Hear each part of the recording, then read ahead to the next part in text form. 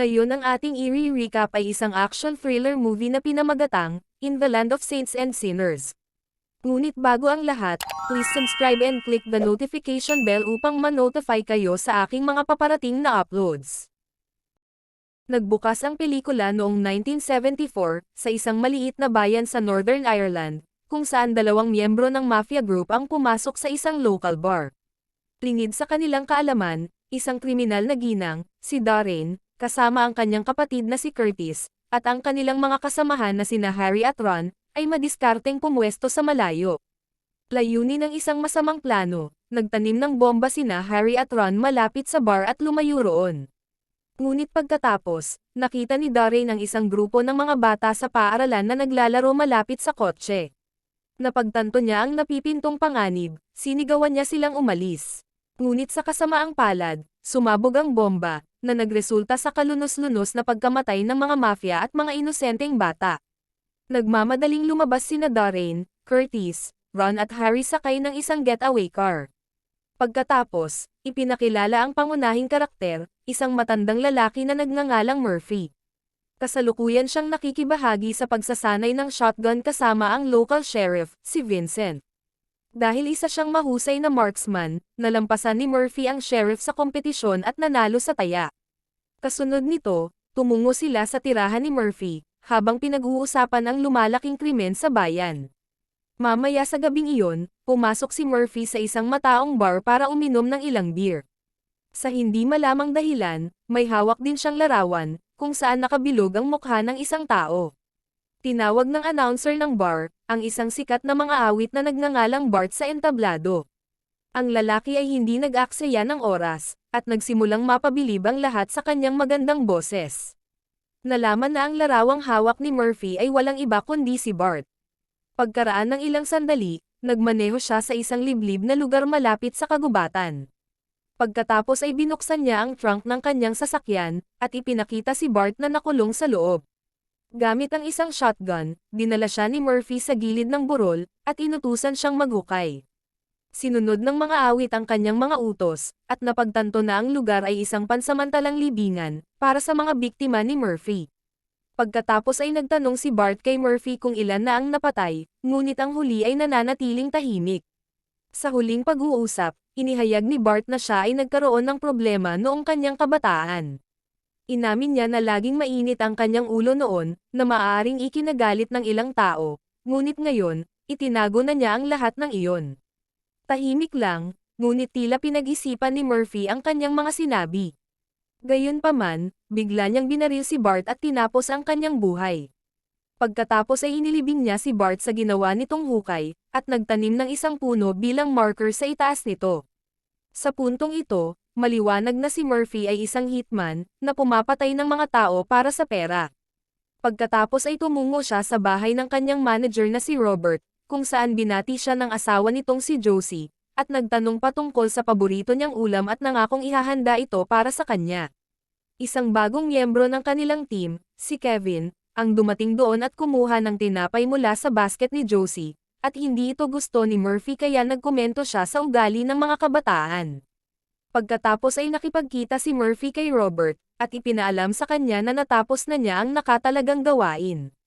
Napansin din niya ang pag-alis ni Kevin sakay ng kanyang sasakyan, at biglang iminungkahi sa kanyang manager na ipagkatiwala ang lahat ng kanyang future contract sa binata.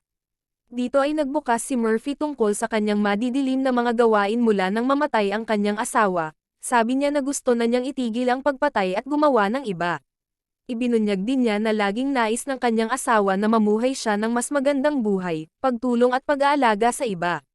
Ang paghahayag na ito ay ikinagulat ni Robert, na nagtanong tungkol sa kanyang mga plano sa hinaharap, kaya sinabi ni Murphy na gusto niyang ituloy ang pagsasaka, kung saan maaari siyang magtanim ng mga halaman sa hardin. Pinahahalagahan ang kanyang desisyon, ibinigay ni Robert ang bayad para sa pagkumpleto ng kontrata at nagpaalam sa kanya. Kinabukasan, nagsimulang mag-farming si Murphy sa labas ng kanyang tahanan. Nilinis niya ang bukid, at bumisita rin sa bayan para bumili ng iba't ibang binhi. Pagbalik niya, binisita niya ang kanyang mabait na kapitbahay, ang bahay ni Rita, at sumama sa kanya sa hapunan. Tuwang-tuwa ang matandang babae sa kanyang bagong pakikipagsapalaran sa pagsasaka. Kinwestiyon din niya ang kanyang kakayahan sa pagluluto, na ikinumpara ang mga ito sa kanyang yumaong asawa. Habang patuloy na nag-uusap ang dalawa, naging malinaw na unti-unti silang naging close sa mga pinagsaluhang alaala, at nagkaroon ng bagong koneksyon. Pagkatapos, pumunta si Murphy sa kabilang panig ng kanyang kapitbahayan, kung saan nakatagpo niya ang isang batang babae na nagngangalang Moya. Kasalukuyan siyang nangisda sa isang tulay, at nang makita siyang nahirapan, binigyan siya ng panyo ni Murphy para hilahin ang tali. Dito nalaman ni Murphy na sinabihan ng babae na manghuli ng isda para sa hapunan. Habang hinihila ang pain, hindi sinadyang naihulog ni Moya ang kanyang kahon ng pagkain sa tubig, at pagkatapos ay napansin ni Murphy ang mga sugat sa kanyang leeg, ngunit itinago lamang ito ng batang babae at tumakbo palayo. Sa sumunod na eksena, pinuntahan ni Murphy ang ina ni Moya na isang bartender. Pinuri ni Murphy ang kanyang trabaho, at ipinaliwanag ang insidente sa lunchbox ni Moya, ngunit sinisi niya ang kanyang sarili sa pagkagambala sa bata, at naiintindihan ito ni Sinead. Nang maglaon ng gabing iyon, nang lumabas si Murphy sa bar, nakasalubong niya si Moya, na gustong tumakas. Ipinaalam niya sa kanya na ipinaliwanag na niya sa kanyang ina na siya ang may pananagutan sa aksidente sa lunchbox. Gayunpaman, nananatiling tahimik ang bata, kaya iniwan niya ito at lumakad palayo.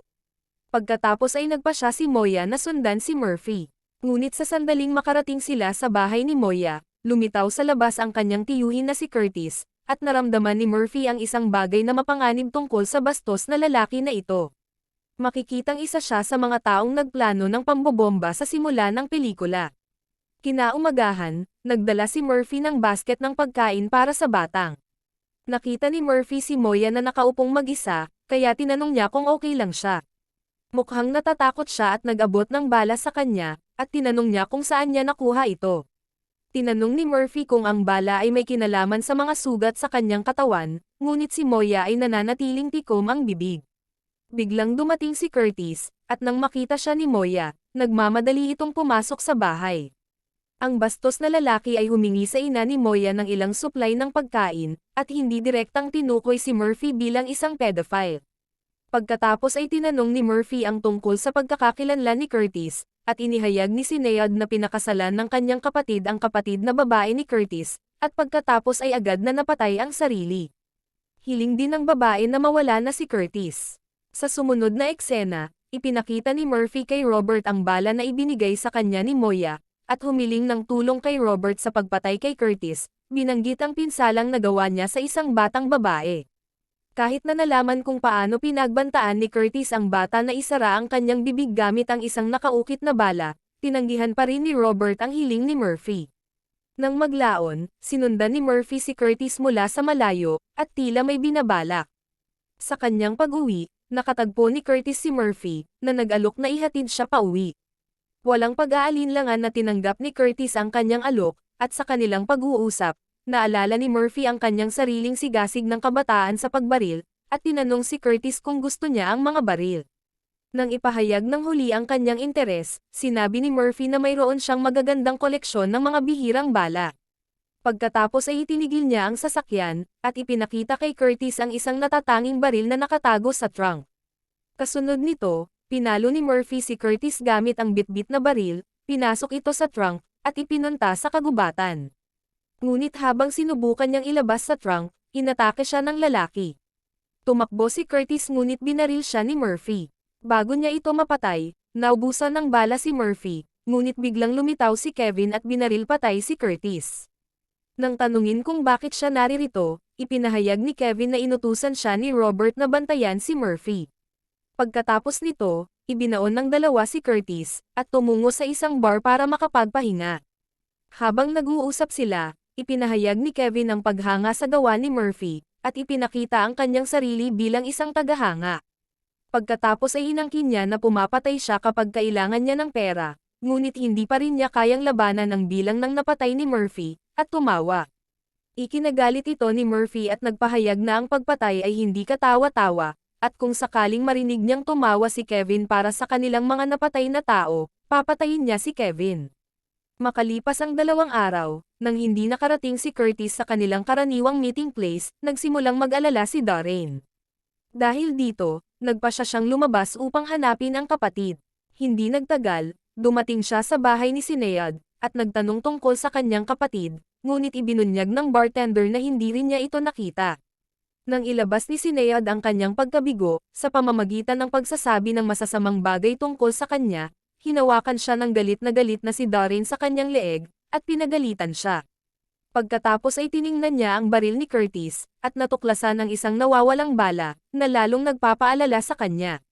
Kasunod nito, umalis si Darren at nakipag-ugnayan sa kanyang kontratista, upang magtanong tungkol kay Curtis, at nalaman niyang may isang tao sa lungsod na maaaring makatulong. Sa sumunod na eksena, ginawa ni Darren ang sinabi sa kanya at pumunta sa bahay ni Robert, para pag-usapan ang nawawala niyang kapatid na si Curtis. Nang marinig ang pangalan ni Curtis, kumilos si Robert na parang hindi niya ito kilala, at sinabing hindi available ang kanyang mga tauhan sa ngayon. Sa kasamaang palad ng malapit na siyang umalis, kinuha ni Darren ang isang bala mula sa sahig, at nagulat siya ng perpektong tumugma ito sa walang laman na reloading space sa baril ng kapatid. Pagkatapos ay itinutok niya ang baril kay Robert, at pinagbantaan siyang ibunyag ang katotohanan. Inamin ni Robert na patay na si Curtis, ngunit nilinaw na hindi siya ang pumatay. Napilitan siyang ibunyag na ginawa ito ng isang lalaking nagngangalang Murphy, ilang araw na ang nakakaraan.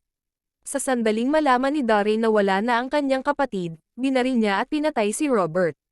Narinig ng kanyang asawang si Josie ang kaguluhan, at nagmamadaling pumunta sa silid, ngunit pinigilan siya ni Darren, na humiling sa kanya na manatili sa labas. Inihayag din ni Darren na ang kanyang asawa ay pinatay, at sinabi sa malungkot na si Josie na bumalik sa kanyang silid. Kasunod nito, si Darren at ang kanyang mga goons ay determinadong hanapin ang taong pumatay kay Curtis. Nang maglaon, nalaman nina Murphy at Kevin ang pagkamatay ni Robert mula kay Josie, at pinakalma muna ni Murphy si Josie at tiniyak sa kanya na haharapin niya ang lahat. Bilang tugon, inihayag ni Josie na may isang babae na agresibong nagtatanong tungkol kay Curtis. Dahil dito, napagtanto nina Murphy na may gustong maghihiganti sa kanyang pagkamatay. Pagkatapos ay sinira nina Murphy at Kevin ang lahat ng mga papeles at ebidensya ng kanilang nakaraan at paparating na mga plano, at pinayuhan ni Murphy si Josie na tumawag sa pulisya. Samantala, ang mga masasamang tao ay gumala sa paligid ng bayan upang hanapin si Murphy. Desperado na makakuha ng ilang mga pahiwatig tungkol sa kanyang lokasyon, hinimok ni Darren si Harry na bisitahin ang isang tindahan, at magpanggap na pamangkin ni Murphy.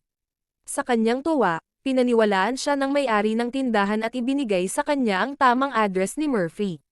Pagkaalis, nakasalubong ni Harry si Sheriff Vincent sa pintuan. Dahil hindi pamilyar si Harry, nagtanong ang sheriff sa presensya nito sa lungsod. Binanggit ng tindero na ang lalaki ay pamangkin ni Murphy, ngunit nag-alala si Vincent tungkol dito. Di nagtagal, nakarating ang grupo sa bahay ni Murphy, kung saan nakakita sila ng mga larawan noong panahon ng digmaan. Kasabay nito, pauwi na rin si Murphy nang mapansin niyang bukas ang ilaw sa kanyang silid. Nang maramdamang may mali, hinimok niya si Kevin na ihinto ang sasakyan. Ang dalawa pagkatapos ay tumungo sa isang kalapit na liblib, kung saan maaari nilang matingnan ang mga aktibidad sa bahay. Habang naghihintay, ipinahayag ni Kevin na tumakas siya sa bahay, pagkatapos ay nakipag-away siya sa isang bar at nanalo ito, na nakakuha ng atensyon ni Robert, at sa huli ay humantong ito sa kanyang trabaho. Ibinahagi din ni Murphy ang kanyang sariling kwento. Sinabi niya ang kanyang pagbabago mula sa isang sundalong matigas sa digmaan, tungo sa isang mamamatay tao matapos mamatay ang kanyang asawa, at ito ay nang tumawag si Robert. Kinaumagahan, galit na galit si Darren dahil buong gabing hindi umuwi si Murphy. Inilabas niya ang kanyang pagkadismaya, sa pamamagitan ng pagsira sa kanyang sasakyan na nakaparada sa labas ng bahay. Nasaksihan ito ni Kevin, at itinutok ang kanyang baril kay Darren, ngunit pinigilan siya ni Murphy sa pagbaril sa kanya. Samantala, lumabas si Rita sa kanyang bahay at tumingin kay Darren. Hinarap siya ng babaeng gangster at nagtanong tungkol kay Murphy, ngunit nang ang kaawa-awang babae ay nagpasa ng masamang pananalita, sinuntok siya ni Darren sa mukha at nawalan ng malay. Pagkatapos ay umalis siya ng bahay kasama ang kanyang mga goons. Sa sandaling umalis siya, sinugod nina Murphy at Kevin si Rita, at dinala siya sa loob ng kanyang bahay. Pagkatapos ay nakipag-ugnayan si Murphy sa mga medikal na kawani, at ipinatawag sila upang gamutin si Rita. Nang maglaon, sa bahay ni Kevin, natuklasan ni Murphy ang isang nasunog na pahayagan tungkol sa pambobomba sa Belfast. Puno ng pagtataka na pumunta siya sa isang tindahan, at bumili ng kaparehong pahayagan para malaman pa ang tungkol sa balita. Mababasa sa artikulo na ang mga pangunahing sospek sa kaso ng pambobomba, ay walang iba kundi si Doreen, ang kanyang kapatid, at ang kanilang mga kasama. Pagkatapos, natuklasan ni Murphy ang lokasyon ng grupo, kung saan gumagawa sila ng iba't ibang mga pampasabog. Tumungo siya sa isang patuloy na laban ng football, na dinaluhan ng buong lungsod, kasama si Doreen at ang kanyang mga kasama. Sa bukas na stadium, nalaman ni Ron na ang kanilang mga pangalan at larawan ay naipublish sa pahayagan bilang mga sospek. Dahil dito, nagmungkahi siyang umalis sa bansa sa lalong madaling panahon, ngunit tumanggi si Doreen, dahil gusto niyang maghiganti para sa pagkamatay ng kanyang kapatid. Samantala, sinubaybayan ni Murphy si Doreen sa panahon ng laban, at sinundan siya nang pumunta itong banyo. Ngunit sa kanyang malas, nilapitan siya ni Doreen mula sa likuran, at tinutukan siya ng baril. Sa sandaling ito, ipinahayag ni Murphy na hindi niya pinatay ang kanyang kapatid, ngunit alam niya kung sino ang gumawa. Hiniling ni Doreen ang taong responsable, at pumayag si Murphy na dalhin siya sa bar ng gabing iyon. Ang babaeng gangster ay sumang-ayon dito, ngunit nagbanta na bombahin ang buong bar, kung hindi siya dumating sa oras kasama ang salarin. Sa gabi, ipinaalam ni Murphy kay Kevin ang plano niyang makipagkita kay Doreen sa bar. Sinabi niya na wala siyang pagpipilian, kundi ang patayin siya. Dahil dito ay nasa sabik si Kevin, dahil noon pa man ay pinangarap niyang magtrabaho sa naturang misyon. Pagkaraan ng araw na iyon, nagkita ang dalawa sa labas ng bar. Si Kevin ay nagdala ng mga baril, gayunpaman, sinabi ni Murphy na hindi niya kailangan ang mga ito dahil mayroon siyang sariling mga gamit. Bigla niyang inabot kay Kevin ang isang bag na may lamang pera, at hiniling sa kanya na magsimula ng bagong buhay sa ibang lugar tulad ng California. Hinimok niya si Kevin na iwanan ang laban, at sinabihan siyang huwag nang sayangin ang kanyang kabataan sa paggawa nito. Nang marinig ang lahat ng ito, naging emosyonal si Kevin, dahil walang sino man ang naging mabait sa kanya. Nagpasalamat siya kay Murphy bago umalis. Kasunod nito, pumasok si Murphy sa bar, at nakipag-usap saglit kay Vincent. Nang magtanong ang mausisa na sheriff, tungkol sa kung ano ang ginagawa niya para sa ikabubuhay ngayon, sinabi ni Murphy na ayaw niyang malaman pa ito ni Vincent. Hindi nagtagal, sa wakas ay napansin niya si Doreen, at lumapit upang kausapin ito. Samantala, makikita si Ron na naglalakad patungo sa bar, habang may dalang kahina-hinalang bag. Lumabas si Vincent para manigarilyo, nang mapansin niya si Harry sa kanyang kotse. Pagkatapos ay pumasok ang sheriff, at nakita si Ron na may dalang bag. Sa kabilang banda, sina Murphy at Doreen ay nag-uusap. Gusto ni Murphy na pumunta sila sa likod para pag-usapan ang bagay-bagay, ngunit pinagbantaan siya ng babae na babarilan siya, kapag gumalaw siya kahit isang pulgada. Biglang dumating si Kevin doon, kunwari ay interesado kay Doreen. Ipinagmalaki ni Kevin na siya ang pumatay sa kanyang kapatid. Nagalit si Doreen at nauwi sa pagbaril sa kanya sa tiyan, hanggang sa isang tensyonadong shootout ang naganap sa loob ng bar. Habang tumatakbo ang mga tao sa labas, natuklasan ni Vincent ang isang bomba sa bag, ngunit hinarang siya at pinalo sa likod ni Harry.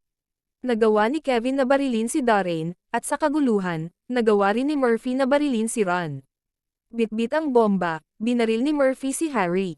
Bumagsak ang bomba at pilit itong abutin ni Harry, hanggang sa naabutan siya ng pagsabog nito. Dahan-dahan ang sumuko si Kevin dahil sa natamong pinsala, at hinikayat niya si Murphy na lumipat sa California dala ang kanyang pera. Ngunit sa pagkakataong ito, binaril ni Doreen si Kevin sa ulo, na ikinamatay niya. Gumalaw si Murphy upang tuluyang patayin na si Doreen, ngunit pinigilan siya ni Ron, kung kaya galit niyang pinatay si Ron bilang ganti. Ilang sandali pa, lumabas si Doreen sa bar, at sinundan siya ni Murphy. Pagkaraan ng ilang sandali, nakarating sila sa isang simbahan, kung saan hiniling ni Doreen kay Murphy ang isang direktang pagbaril, bilang isang paraan ng pagsisisi sa kanilang mga kasalanan. Sumang-ayon si Murphy, na kinilala ang kanilang ibinahaging pagkakasala. Gayunpaman, namatay si Doreen dahil sa labis na pagkawala ng dugo. Nang maglaon, inilibing siya ni Murphy sa kagubatan, at nagtanim ng puno sa ibabaw ng kanyang libingan. Sa huling eksena, nag-usap sila ni Rita, at humingi si Murphy ng kapatawaran sa hindi pagbabahagi ng kanyang nakaraan. Tiniyak sa kanya ni Rita na walang paliwanag ang kailangan, at ang pelikula ay nagtapos sa pagpapahayag ni Murphy ng pasasalamat at pag-alis, at nagsimula sa isang paglalakbay upang makahanap ng bagong buhay. At dito nagtapos ang kwento. Hanggang sa muli, maraming salamat sa panonood.